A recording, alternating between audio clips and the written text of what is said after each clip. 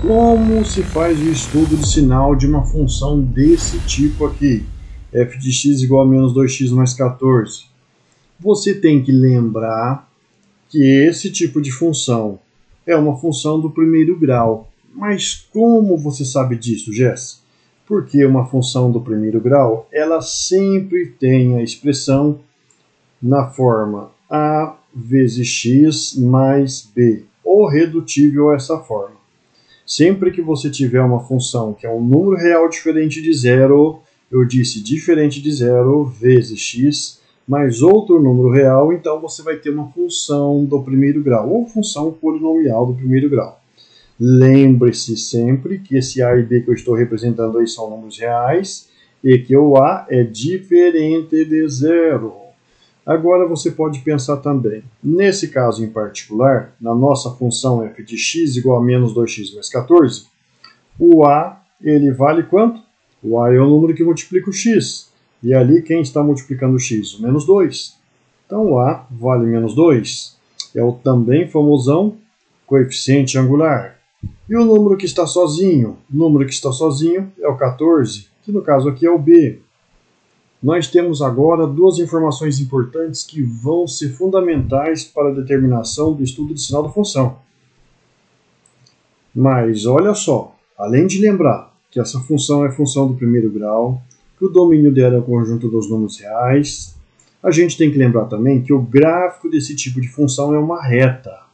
E essa reta, quando desenhada no plano com o sistema de coordenadas cartesianas ortogonal, ou seja, com par de eixos x e y, então você vai poder ter uma reta assim, formando um ângulo menor que 90 graus com o eixo x, medido do sentido anti-horário do eixo para a reta, ou seja, típica de uma função crescente. Veja só, crescente por quê? Se eu fizer a leitura dos pontos da reta da esquerda para a direita, eu vou caminhar sobre a reta com pontos que estão cada vez mais altos, entre aspas. Ou então nós podemos ter uma situação dessa daqui, que é típica de uma função decrescente. Por quê? Se a gente fizer a leitura dos pontos do gráfico da esquerda para a direita, nós vamos ter pontos cada vez mais baixos, entre aspas. Mas como nós vamos decidir qual desses padrões segue esta função? O a é menos 2, menor do que zero. Então, quando o a é menor do que zero, nós teremos um gráfico que tem esse aspecto aqui, típico de funções decrescentes. A coordenada do ponto do eixo x onde passa a reta pode ser calculada usando a fórmula menos b sobre a. Então que valor que é esse? Menos b sobre a é a mesma coisa que menos, o b é 14 e o a é menos 2. Então nós teremos menos com menos é mais, 14 dividido por 2, 7.